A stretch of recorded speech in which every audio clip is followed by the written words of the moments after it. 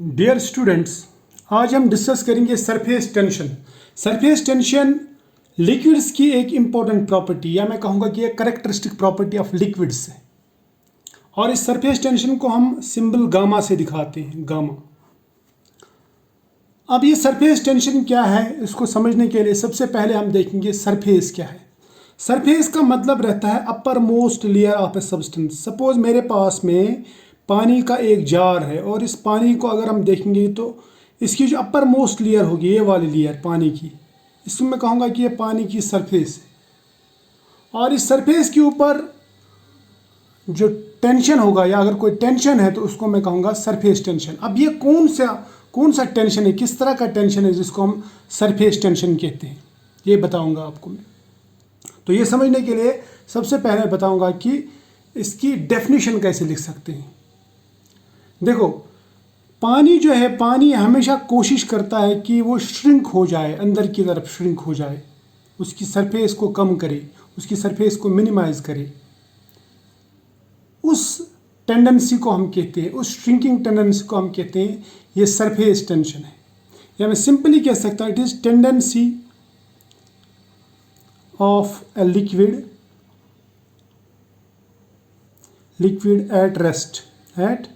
at rest to shrink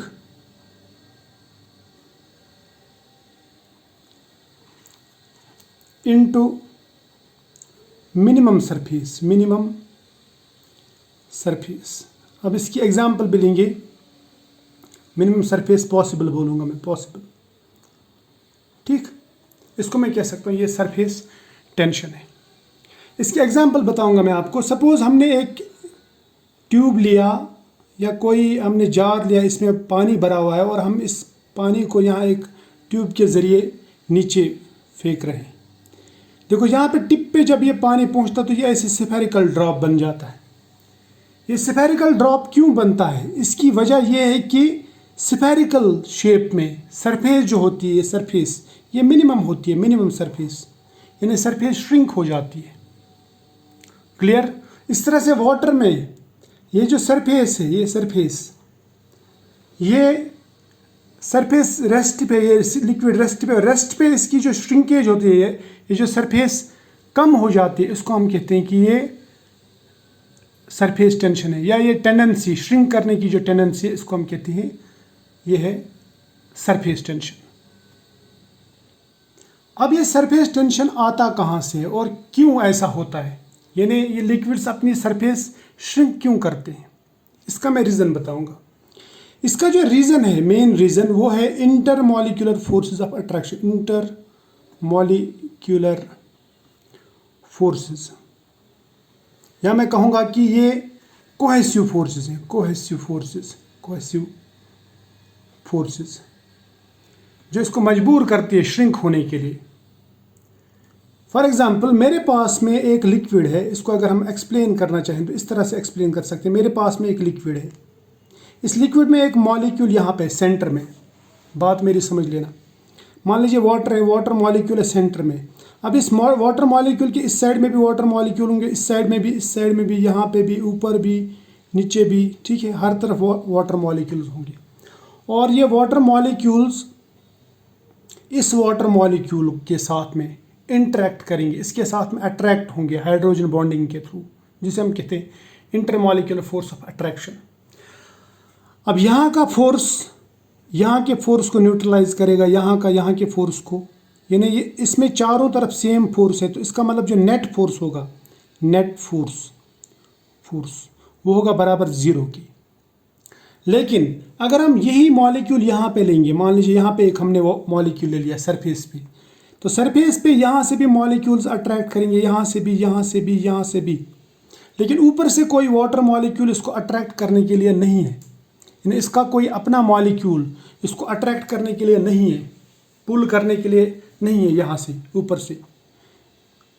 तो मैं ये कहूँगा कि नीचे से अट्रैक्ट कर रही है, यानी नीचे जो इनवर्ड जो पुल है, वो इनवर्ड पुल ज़्यादा है, और इस इनवर्ड पुल की वजह से ये नीचे की तरफ श्रिंक होगा, यानी इसके ऊपर, इस सरफेस के ऊपर एक टेंशन आएगा, यहाँ पे इस सरफेस के ऊपर टेंशन आएगा, यानी एक फोर्स आएगा, जिसको हम कहते हैं सरफेस टेंशन। क्या कहते हैं हम? Surface tension. ठीक। अब अगर मुझे डिफाइन करना होगा कि सरफेस टेंशन क्या है, तो मैं ये कहूँगा कि फोर्स एक्टिंग, यानी इस पे जो फोर्स एक्ट करता है एट राइट एंगल, यानी इस पे बिल्कुल परपेंडिकुलर, इस सरफेस के परपेंडिकुलर जो फोर्स एक्ट करता है, मगर पर यूनिट लेंथ, मान लीजिए पर सेंटीमीटर में कहूँगा, उसको मैं कहूँगा कि यह है सरफेस टेंशन। यानी force acting on per unit length of surface is called surface tension. यानी फोर्स पर यूनिट लेंथ, इसको मैं कहूँगा ये है जनाब सरफेस टेंशन। बात मेरी समझ में आ रही है? शाबाश। अब अगर मैं इसको, ये पर यूनिट लेंथ को समझने की कोशिश करूँगा, मान लीजिए मेरे पास में एक थिन फिल्म है, ये 2D फिल्म है। इस 2D फिल्म के ऊपर यहाँ पे इनवर्ड पुल काम कर रहा है। मान लीजिए ये जो फिल्म की जो विड्थ है यहाँ पे, ये मान लीजिए 1 सेंटीमीटर। अब इसके ऊपर इनवर्ड पुल एक्ट करेगा। ये इनवर्ड पुल कहाँ से आएगा? इन मॉलिक्यूल्स की वजह से। ये जो अंदर ये मॉलिक्यूल, इसके नीचे जो मॉलिक्यूल्स इसको अट्रैक्ट करेंगे, इसके अपने मॉलिक्यूल जो सरफेस मॉलिक्यूल्स को नीचे खींचने की कोशिश करेंगे। समझ में आ रही है बात? अब ये जो परपेंडिकुलर फोर्स है या परपेंडिकुलर इनवर्ड पुल जो है पर सेंटीमीटर, इसको मैं कहूँगा ये है सरफेस टेंशन। बात मेरी समझ में आ रही है? शाबाश। अब मैं अगर आपसे ये कहूँगा कि क्या ये पुल या ये फोर्स हम लगा रहे हैं? नहीं, ये फोर्स जो है ना, ये इसके खुद के वाटर मॉलिक्यूल्स लगा रहे हैं, और इसकी वजह से इसका जो सरफेस है, यानी सरफेस टेंशन की वजह से जो सरफेस एरिया है वो डिक्रीज होता है, कम हो जाता है, क्योंकि उसको श्रिंक करता है, अंदर की तरफ श्रिंक करता है। और ये स्पॉन्टेनियस है, ये खुद ब खुद हो जाता है, क्योंकि इसके मॉलिक्यूल्स खुद ब खुद कर रहे हैं। अब मान लीजिए मेरे पास में ये एक सब्सटेंस है, एक लिक्विड है इस जार में, और यहाँ पे जो लिक्विड है अंदर बल्क में जो लिक्विड है, हम इसका सरफेस एरिया बढ़ाना चाहेंगे, यानी इसका सरफेस ओपन करना चाहेंगे। तो सरफेस एरिया कैसे बढ़ा सकते हैं हम? सरफेस एरिया हम बढ़ा सकते हैं जब हम इन मॉलिक्यूल्स को भी एक्सपोज करेंगे, अंदर वाली सरफेस को भी एक्सपोज करेंगे। समझ में आ रही है बात? या मैं अगर इस सरफेस को ऊपर ले जाऊं, यानी इसका जो इनवर्ड पुल है वो ख़त्म कर दूं, इसके इनवर्ड पुल के अगेंस्ट में कोई एनर्जी या वर्क करता हूं। बात मेरी समझ में आ रही है? शाबाश।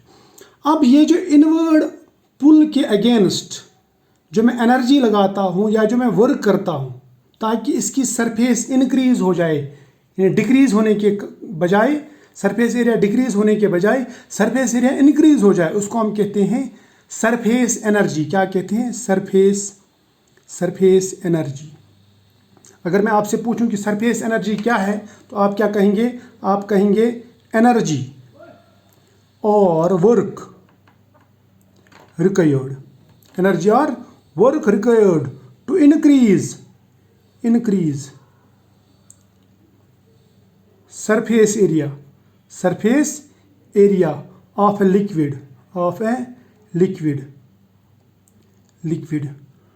due to intermolecular forces, IM forces, ठीक है, forces of attraction, intermolecular force of attraction।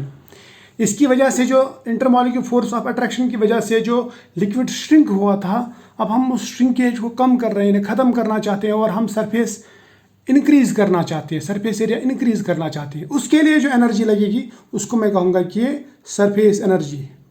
तो मैं ये कहूँगा कि सरफेस एनर्जी जो है it is inverse of surface tension. बात मेरी समझ में आ रही है? तो मैं ये कहूँगा फिर इन दोनों का जो यूनिट होगा वो सेम होगा, इन दोनों का यूनिट सेम है, लेकिन ये डाउनवर्ड डायरेक्शन यानी इनवर्ड डायरेक्शन में काम करता है सरफेस टेंशन, और सरफेस एनर्जी जो है अपवर्ड डायरेक्शन में काम करता है। बात मेरी समझ में आ रही है? शाबाश। दोनों फोर्स पर यूनिट लेंथ है, सरफेस एनर्जी भी और सरफेस टेंशन भी। अब इस चीज़ को हम, इन यूनिट्स को हम देखेंगे कि यूनिट्स कैसे आएंगे। अब देखो, अगर मैं डायमेंशंस देखूं, डायमेंशंस से पूरा पता चल जाएगा, डायमेंशंस ऑफ सरफेस एरिया। तो मैं ये कहूँगा डायमेंशंस जो आएंगे वो आएंगे फोर्स पर यूनिट लेंथ। अगर मैं फोर्स को डायन्स में लेता हूँ, क्या लेता हूँ मैं, डायन्स में, और लेंथ को लेता हूँ मैं सेंटीमीटर्स में, तो मैं ये कहूँगा कि जो सरफेस टेंशन है, सरफेस टेंशन यानी गामा, इसका जो यूनिट आएगा वो आएगा डायन्स पर सेंटीमीटर, डायन्स पर सेंटीमीटर। या अगर मैं इसको सपोज यहाँ पे भी सेंटीमीटर डिवाइड बाय सेंटीमीटर करूँ तो ये बन जाएगा dynes centimetre divide by centimetre square. तो मैं ये कहूँगा dynes centimetre divide by centimetre square. इसको हम कहेंगे अर्ज। डायन्स सेंटीमीटर का मतलब रहता है अर्ज। अर्ज जो है ये एनर्जी का यूनिट है, अर्ज सेंटीमीटर स्क्वायर। तो आप इसको ले सकते हैं डायन्स सेंटीमीटर भी यूनिट या अर्ज सेंटीमीटर स्क्वायर भी यूनिट।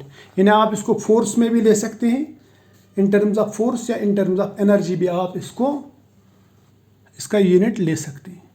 बात समझ में आ गई, शाबाश। या अगर मैं आप एसआई यूनिट ले लो, एसआई यूनिट, तो मैं डायन्स के बदले में क्या लूँगा, न्यूटन, और सेंटीमीटर के बदले में क्या लूँगा, मीटर। तो न्यूटन पर मीटर आएगा।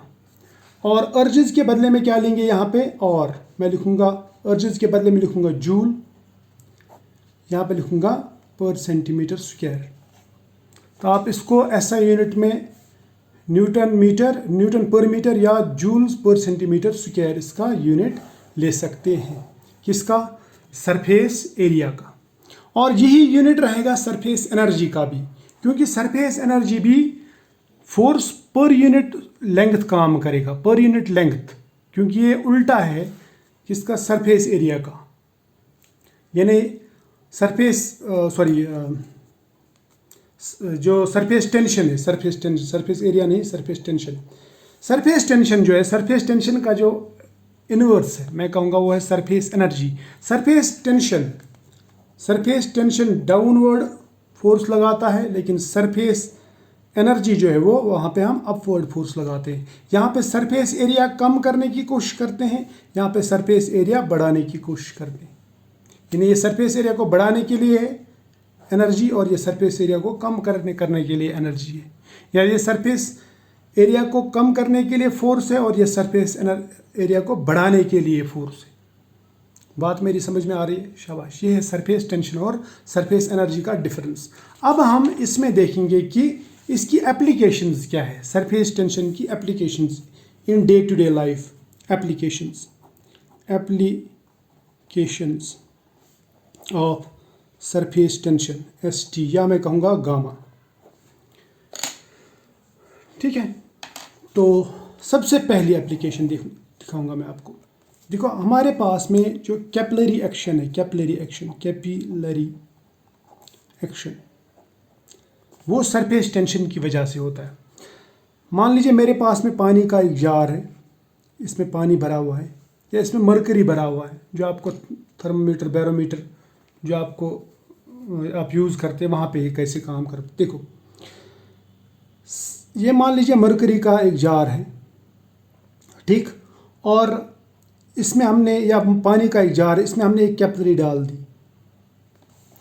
तो यहाँ पे इनवर्ड पुल होगा, यहाँ पे इनवर्ड पुल होगा, यहाँ पे इनवर्ड पुल होगा, इनवर्ड पुल होगा, इनवर्ड पुल होगा, इनवर्ड पुल।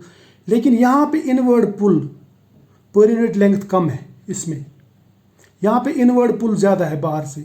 तो ये इनवर्ड पुल वाटर को इधर नीचे धकेलेगा, अंदर की तरफ धकेलने की कोशिश करेगा ताकि सरफेस कम हो जाए। लेकिन यहाँ से इसको एक ओपनिंग मिल जाती है कैपिलरी के फॉर्म में। यानी ये जो फोर्स है जब यहाँ पे लगेगा तो यहाँ पे इसको एक ओपनिंग मिल जाएगी, इसकी वजह से यहाँ पे ये लिक्विड जो है इस कैपिलरी में राइज हो जाएगा, अप हो जाएगा। इसी तरह से मरकरी भी अप होता है। अब देखो ये है सरफेस टेंशन। अब मरकरी में बताता हूँ आपको मैं। मरकरी में अगर हमारे पास में सपोज एक कैपिलरी है, उसमें मरकरी भरा हुआ है, ठीक, इसका हम टेम्परेचर बढ़ा देते हैं, टेम्परेचर इंक्रीज करते हैं, तो उससे क्या होता है, मॉलिक्यूलर मोशन बढ़ जाती है। मॉलिक्यूलर मोशन बढ़ जाने से इनकी जो इंटरमॉलिक्यूलर फोर्सेस है वो कम हो जाते हैं, और इंटरमॉलिक्यूलर फोर्सेस जब कम हो जाते हैं तो इसका मतलब सरफेस एनर्जी बढ़ जाती है। सरफेस एनर्जी बढ़ने से क्या होता है, ये नीचे आने के बजाय ऊपर चला जाता है। अगर बंद कैपिलरी होगी तो, अगर बंद कैपिलरी है तो ये ऊपर ही जाएगा, नीचे नहीं आएगा, ये फैल जाएगा, यानी सरफेस को बढ़ाने की कोशिश करेगा। तो we can say surface tension जो है it is inversely proportional to temperature. ठीक, अब यहाँ पे मैंने आपको बताया कि यहाँ पे जो इनवर्ड पुल है उसकी वजह से यहाँ पे ये राइज हो रहा है ऊपर। अब अगर मैं सिर्फ कैपिलरी ले लूँगा, उसमें मरकरी भर दूंगा, और उसका जब टेम्परेचर हम इंक्रीज करते हैं तो टेम्परेचर इंक्रीज करने से इंटरमॉलिक्यूलर फोर्स ऑफ अट्रैक्शन जो वो कम हो जाते हैं, क्योंकि काइनेटिक एनर्जी बढ़ जाती है मॉलिक्यूल्स की, और उससे सरफेस टेंशन कम और सरफेस एनर्जी ज़्यादा, उसकी वजह से वो मरकरी जो है कैपिलरी में राइज करता है।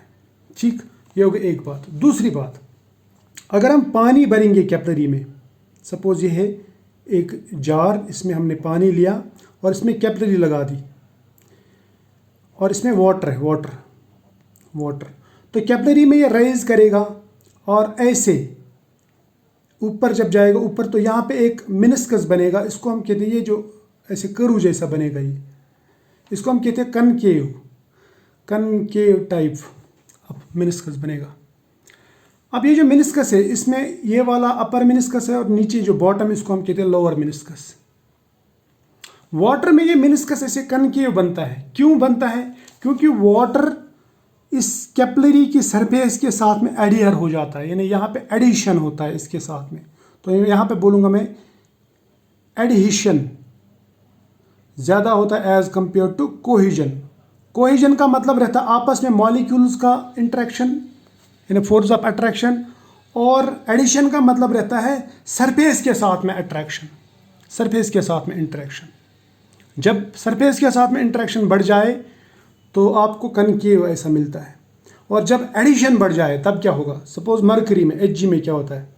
Hg में आपको सपोज ये कैपिलरी है और यहाँ पे हमने Hg लिया, तो आपको ये Hg आपको दिखाई देगा कि इसमें राइज हो रहा है।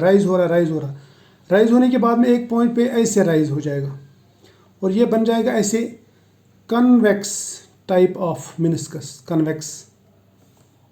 ऐसा क्यों हुआ? तो ऐसा इसलिए होता है क्योंकि मरकरी में जो कोहिजन है, यानी मरकरी मॉलिक्यूल्स का आपस में का जो अट्रैक्शन है, that is greater than addition. इसका मतलब ये हुआ कि वाटर जो है वो सरफेस को वेट कर रहा है, लेकिन मरकरी सरफेस को वेट नहीं कर रहा है। यानी इसका मतलब ये हुआ जो एडिशन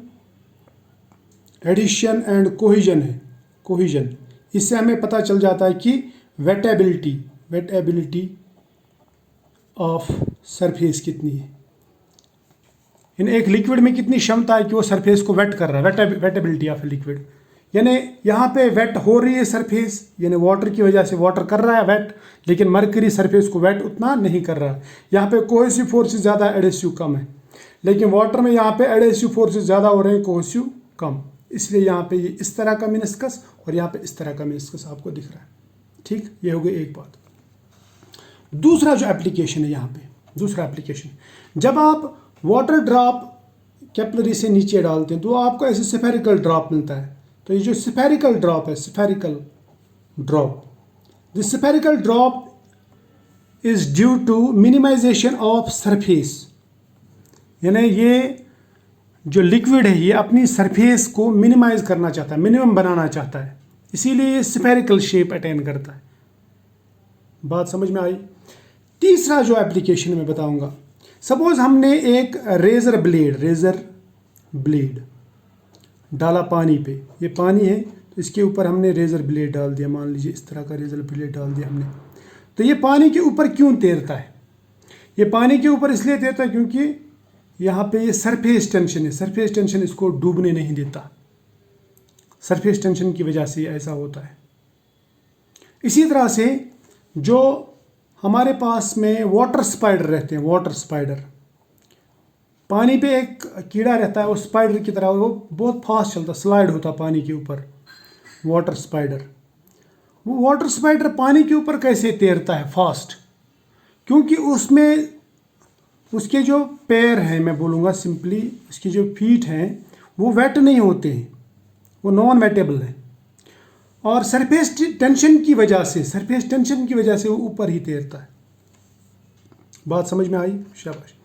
चौथा पॉइंट, अगर हम ऑयल मिला देंगे पानी में, ऑयल एंड वाटर, तो देखो आपको ऐसे दो लेयर्स मिलेंगी, ये वाटर का लेयर है, वाटर, और यहाँ से यहाँ तक ऑयल का लेयर। इन दोनों के बीच में जो ये जो सरफेस आती है, इसको हम कहते हैं इंटरफेस। क्या कहते हैं? इंटरफेस, ऑयल और वाटर के बीच में। ऑयल जो है, ऑयल अपने मॉलिक्यूल्स के साथ में ज़्यादा इंटरेक्ट करता है, और वाटर अपने मॉलिक्यूल्स के साथ में अट्रैक्शन करता है, यानी ये अपनी धुन में रहता है, ये अपनी धुन, इसलिए ये अलग अलग रहते हैं due to this surface tension, जो इनवर्ड पुल रहता है। वाटर मॉलिक्यूल को बाहर नहीं छोड़ना चाहते, और ऑयल मॉलिक्यूल को बाहर नहीं छोड़ना चाहते। बात समझ में आई? इसी तरह से और एक एग्जांपल बताऊंगा मैं, फिफ्थ एग्जांपल। सपोज हमारे पास में Hg है, मरकरी को आप ज़मीन पे डाल दो तो ऐसे ड्रॉपलेट्स बनाता है मरकरी, ठीक, ड्रॉपलेट्स, स्फेरिकल ड्रॉपलेट्स, या डिस्कोइड टाइप थोड़ा बनाता है वो ड्रॉपलेट्स। वो क्यों बनाता है? Because of surface tension. वो अपनी सरफेस को फैलने नहीं देता है। अब लास्ट बट मोस्ट इंपॉर्टेंट मैं बोलूंगा, सोप्स एंड डिटर्जेंट्स। सोप्स और डिटर्जेंट्स क्या करते हैं? इनको हम कहते हैं सरफेस एक्टिव एजेंट्स। ये जब हम पानी में डालते हैं या मैल के ऊपर जब डालते हैं, मान लीजिए यहाँ पे मैल है, तो ये मैल के साथ में ऐसे चिपक जाते हैं। उससे क्या होता है? उसके इर्द गिर्द जो वाटर है वो दूर हो जाता है, यानी इसके ऊपर जो टेंशन है, सरफेस टेंशन वो कम हो जाता है, ये रिलैक्स हो जाता है, और इसका सरफेस एरिया इंक्रीज होता है due to these surface active agent, soaps या डिटर्जेंट्स। इससे वो मैल निकलने में कामयाब हो जाता है, क्योंकि वहाँ पे वो सरफेस टेंशन ख़त्म कर देते हैं। तो these are called surface active agents, यानी इनकी वजह से सरफेस टेंशन कम हो जाता है मैल के ऊपर। वरना अगर सिर्फ पानी रहता मैल के ऊपर, पानी, तो इसको दबाता है नीचे, इसको बाहर फैलने नहीं देता, इस मैल को बाहर निकलने नहीं देता, यानी इसको ऊपर से सरफेस टेंशन की वजह से अंदर की तरफ दबा के रखता है। लेकिन जब हम इसमें सोप मॉलिक्यूल डालते हैं तो सोप मॉलिक्यूल इस सरफेस को रिलैक्स करते हैं, ये फैल जाता है और ये बाहर निकलने में कामयाब हो जाता है। ठीक है, यानी मैल बाहर निकलने में कामयाब हो जाता है। तो आई होप आपको यहाँ तक समझ में आया होगा। तो फिलहाल आज इतना ही, मिलेंगे नेक्स्ट लेक्चर में, तब तक के लिए बाय।